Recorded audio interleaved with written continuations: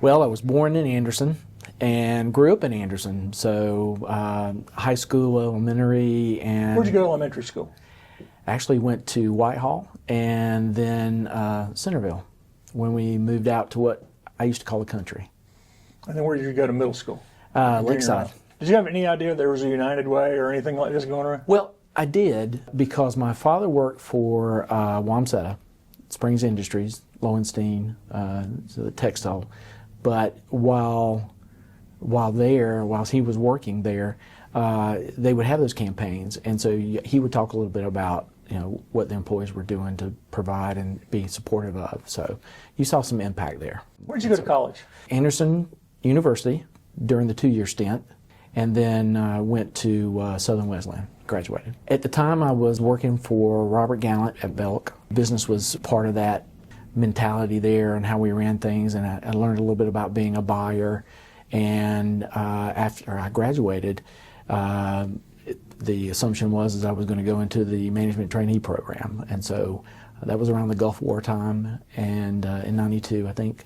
From there, I started my career with Belk, and so the business aspect of becoming a buyer, becoming a division manager, then becoming a store manager, and that mentality of running operations, it just fell into what I was trained for in college and business. From Belk, I had an opportunity to go to Target as they were making their expansion in the upstate. So I had some peers that had joined and recruited, and spent 5 years with Target.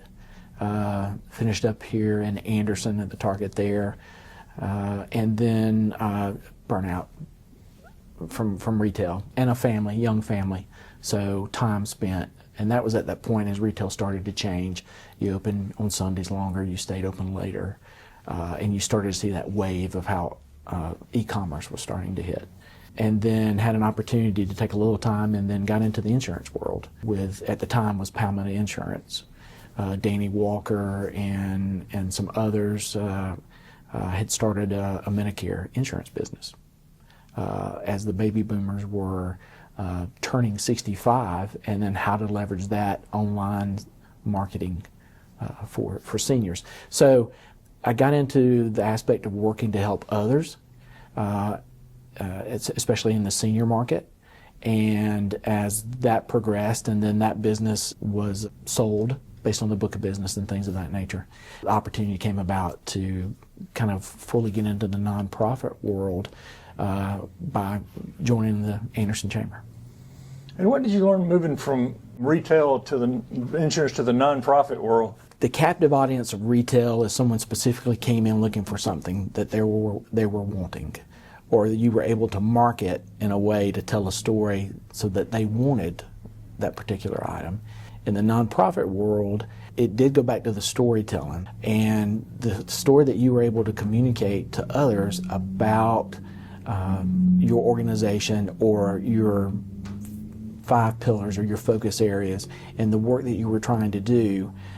You had to relay it in a way that it impacted their lives, and that someone else along the way had been engaged in or was able to benefit from the services within that.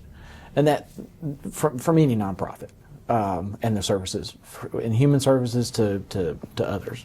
So in Greenville, I was the Vice President for Investor Relations and Business Growth, and the focus there was to develop new investors or members within that organization, and then to engage those that were part of that through programming and telling that story, and increasing support through participation in events or supportive programs that the Chamber offered. Being at the Greenville Chamber prepared me on a business standpoint, and then the ability to work with the leaders within the community.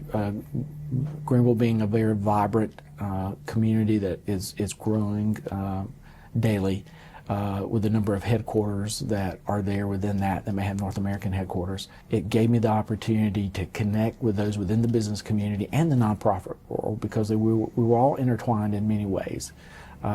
We either worked on the boards, or those that were manufacturers or nonprofits or business organizations would go through the leadership programs that were offered, or participate in board training that was offered in partnership with the Chamber and the United Way in Greenville to prepare for that next round of leaders to come in.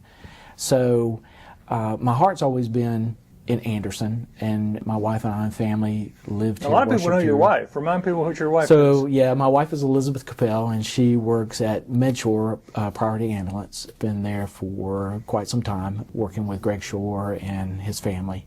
Were you concerned that you're going to be following somebody that spent the last year just trying to load up all the awards and honors that people have because in appreciation of the work Carol Burdett did? No, I was not, and those awards and that appreciation is well deserving. Carol's impact at this community is certainly well known and documented and deserving. The work that has been done and is being done and will be done is supported by her legacy and those who have been a part of the United Way, from board to past leaders within the team. It's an opportunity to build upon, but we now have the opportunity to move in slightly different directions, or to build upon those things that have worked well here in the community.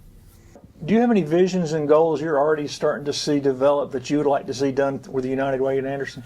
Having an opportunity to spend this time with Carol before her official retirement has led to gaining insight as to why things and programs are in place. It's certainly with our focus of health and education and financial stability and basic needs are truly what is needed here within the community, and how we've been able to leverage individual givers, donors, legacies, manufacturers, businesses to be supportive of that. So in turn, that we're able to help fund other organizations based on those four areas. There are a couple of things that still come to mind. Our 211 program, that actually Elizabeth was one of the first ones to work in that program through the support of Greg Shore and Medshore at the time. To take those calls and help in the referrals. We continue to see the growth in that on a statewide level. I think a little over 4,100 referrals just through the 211 through Anderson County. So one of the areas that really has become prevalent to me is our program of ALICE, which is Asset Limited Income Constrained Employed, within our community. So those are those. Well, some people have called the working poor over the years. I mean, sort of. In a way, they actually are above the poverty level for the community, and in some ways, maybe the state. However, they are those that are living paycheck to paycheck. They are making they fall in gaps where they can't get the help other people can. Yes, and many times. And it could be from basic needs to their housing and such. So they are those that are working two jobs. Child support is a struggle. The impact of inflation, where inflation has grown higher than wages. And so how can we share that message within the community and employers and organizations here to impact more, so that we're able to support organizations that can reach those that would fall within those parameters for ALICE. So that's going to be one of your major initiatives the next year or so? I think the messaging for that will be, how can we enhance? There's already a lot of data out there, and the key thing with ALICE is that it's very data driven from a national level, a state level, and by county. Right. And so I think we've got some new information coming out for 2023 that will be available that we'd like to share. And one of the great ways, by being a part, while our United Way is not necessarily independent, but we work with our state association and United Way worldwide. So it's a focus for all. So it's a great way that you, instead of just having one entity focused on that, we have a multitude that really can help support. One of our big initiatives will be updating our strategic plan so that we can vision ahead for the next 3 to 5 years. and that we continue to build upon the capacity of our team while engaging our board and our supporters. And looking at what are other ways in which that we can be supportive of our partners and look at different ways of bringing in the revenue that would be supportive of that through planned giving. And then how can we leverage our corporate community as well? For myself, it's important that I'm engaged in a way that we can support our nonprofit community through the work that we're doing here with the United Way, but then also ways that we can give back through moral support, sweat equity, and I've been blessed to be able to be a part of a men's group that I'm so proud to be a part of, that we meet monthly to help iron sharpen iron, so to speak.